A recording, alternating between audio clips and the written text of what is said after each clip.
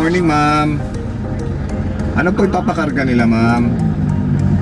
Plywood lang. Okay po. Sige po, papunta na po. Thank you. Okay, sige. Alright. Good morning mga ka-Dog Style. Ako si Dog Suray TV. So Lunes ngayon. Another day, another grind. November 24. So bukas, naalala ko lang, monthsary na nitong sasakyan natin. Wala lang, shinare ko lang. Naalala ko lang kasi.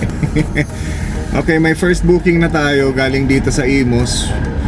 1 kilometer lang ang pick up. 1,000 kg siya, papuntang Better Living. So, narinig niyo naman, tinawagan ko si customer. Ang item daw is plywood. So, nandito lang yan, malapit sa akin yung pick up. Puntahan ko na po. Alright, ingat po sa lahat. Parang eto na naman tayo, maulan-ulan. Base sa news, ilang araw na naman daw to. Pero hopefully keep safe lang tayo. Sanay naman tayo sa paiba-iba yung panahon. Okay, puntahan ko na mga kawaray. Good morning, happy Monday. Yan na guys, si ate, client natin. Ito daw, parang galon yun. Ayan.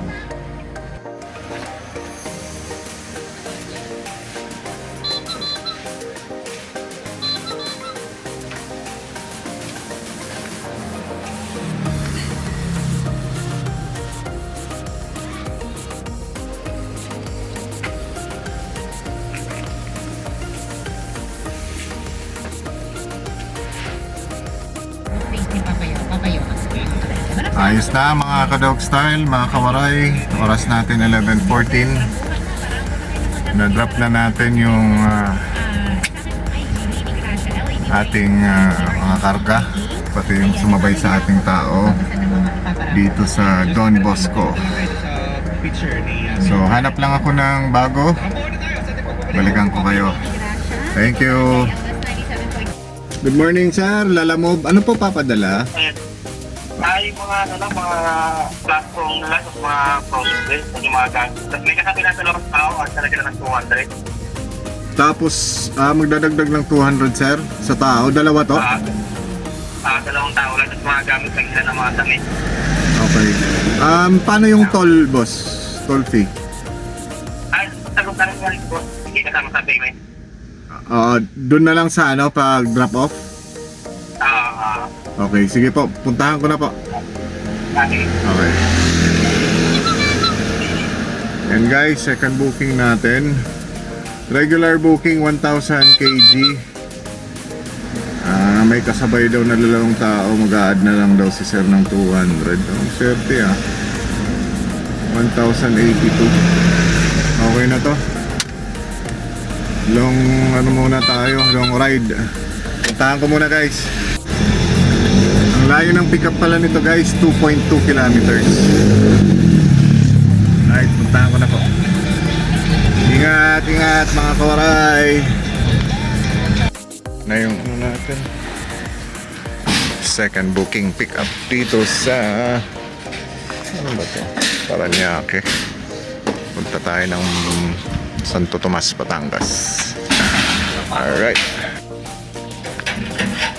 Ayan na guys, natarga na namin. Diretso na kami ng Santo Tomas. Guys, dito na tayo sa Santo Tomas. Sayang hindi ko nakuhaan yung arko. Pero 300 meters na lang, darating na tayo. Alright. Guys, oras 1:23. Sa baro mo sa kanto sa baro.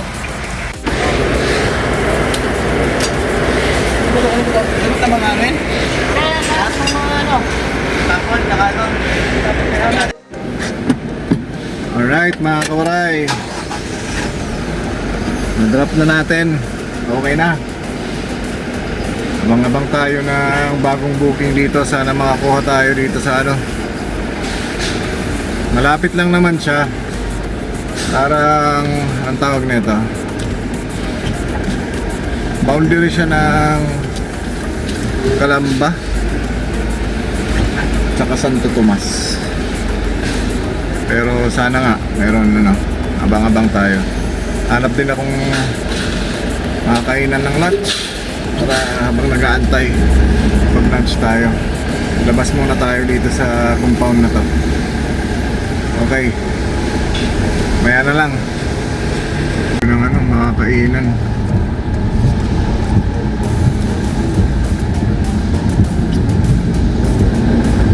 Sana walang ano dito, walang huli. Gusto ko karinderya lang sana eh, kaso mukhang malabo. Ayan o, mapagpalang paglalakbay, lalawigan ng Batangas. So tatawid na tayo ng ano, Calamba. You know, welcome to Calamba City. Sana mayroon ditong makakainan. Wala pang pumapasok guys.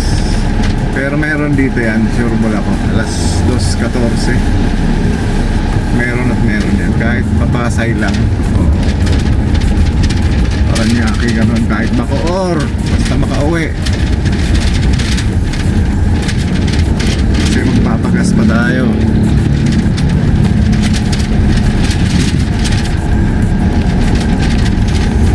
Guys, later na lang. Hanap lang ako ng makakainan dito. May Yazaki Torres pala dito. Yazaki rin. Kagaya sa ano, sa Imus may Yazaki.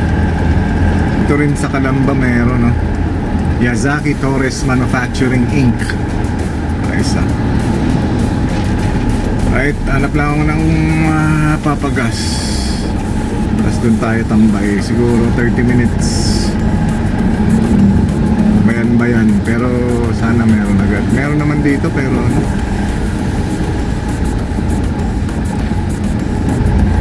Scammer ang nandito. Abono 4 900 ang fee, 2,000 ang ano, tip. Abang galing mo. Ikaw na. Ayaw, di ba? Mamereste. Yan, dito tayo sa Petron. Pagas lang ako guys.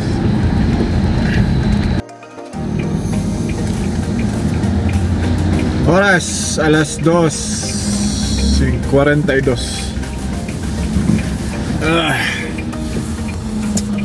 Tambay tayo dito sa highway, Calamba. Antay tayo. Sana may pumasok pabalik. Siguro hanggang 3:15. Antay natin 30 minutes guys. Kawaray, kumusta kayo? So ganun na nga ang panahon. Ulan-ulan siya.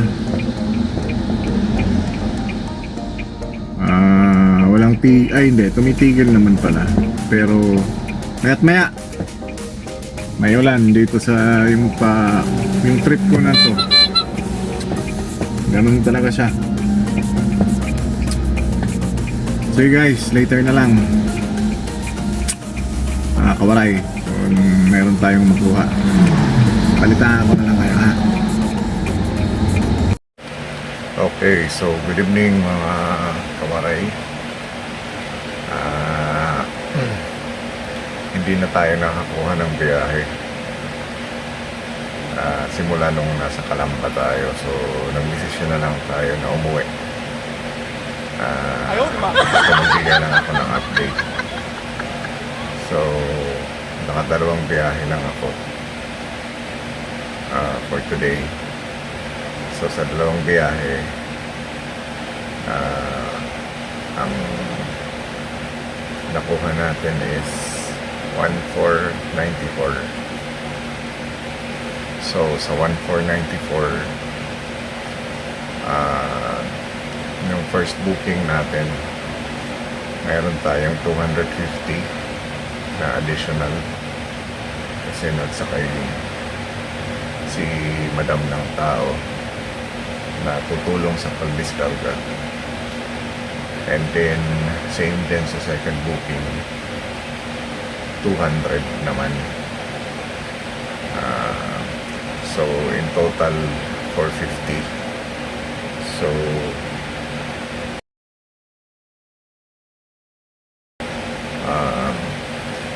kinukumpara ko yung biyaheng norte natin at saka biyaheng south. So, mas